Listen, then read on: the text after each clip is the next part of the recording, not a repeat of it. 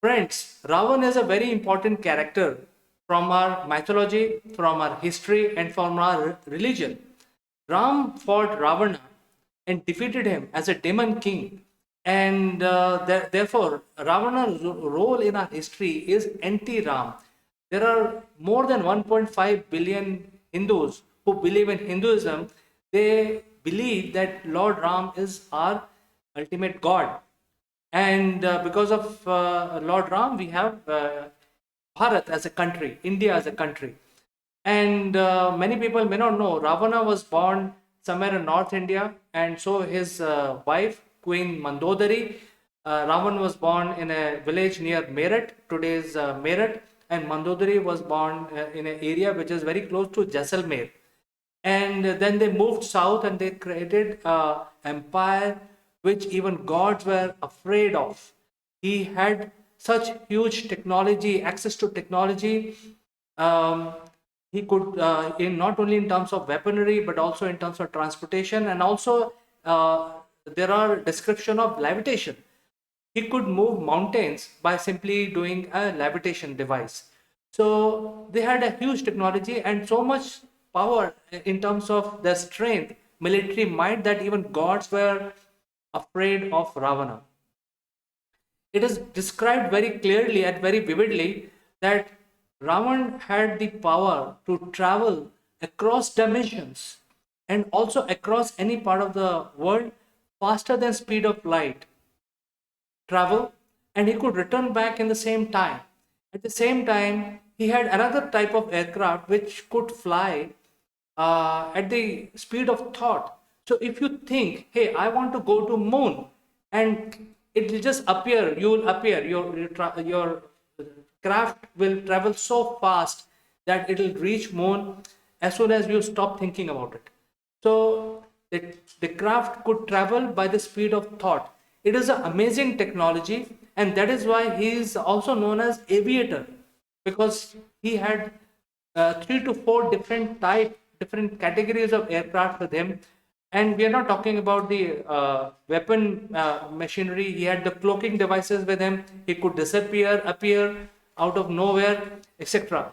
But in terms of these aircraft, he's definitely had very advanced technology, and he is also known as Aviator. He could fly in different dimensions, cloak in his aircraft, with his aircraft inside, with he and his sons inside him, inside the aircraft, and he could appear also anywhere in any part of the earth or any part of universe.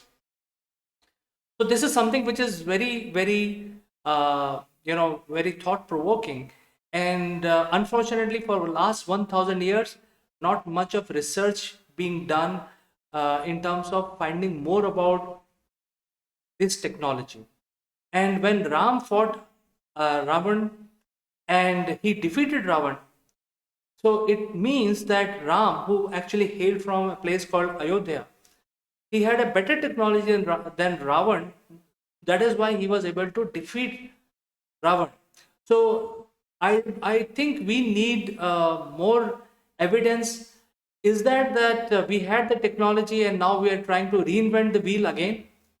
And 7 to 8 thousand years back, we had different kinds of aircraft, different kinds of propulsion system, different kinds of weapons, etc. Are we trying to reinvent? So I think this is something which needs to be answered.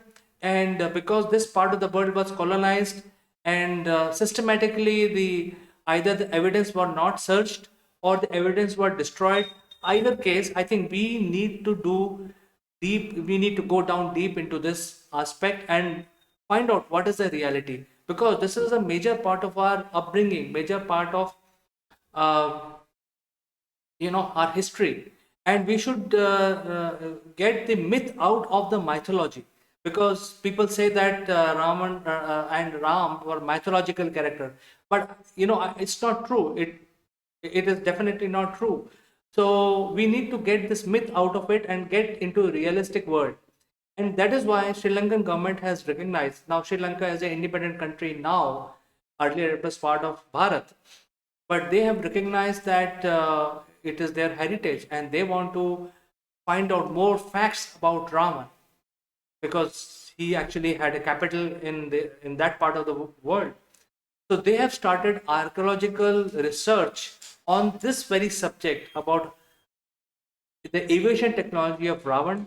They have also invited the Indian government, which is basically the Archaeological Survey of India, to join this research to find out the facts, to get to bring Ravana's technology to life. And a lot of people are doing research, like Egyptians are doing research. Why not India and Sri Lanka together? So that research is going to start now, and I think people must know the truth about what was going on, how humans had the technology which we are trying to reinvent now, and especially in this part of the world, the humans were very, very advanced. They had the technology to travel through wormholes, through different dimensions, and anti-gravity devices, flying at very high speed, faster than light, etc., which we are trying to still find out. So I think out of the blue, somebody cannot write stories like that 7,000 years back. So we need to do research, we need to find evidence so that this can be proved eventually to the rest of the world that this technology existed 10,000 years back, and we are now trying to reinvent. Friends, do let me know what you think about it. Engage with me with your thoughts, and we can have a discussion. And I will catch you in the next one.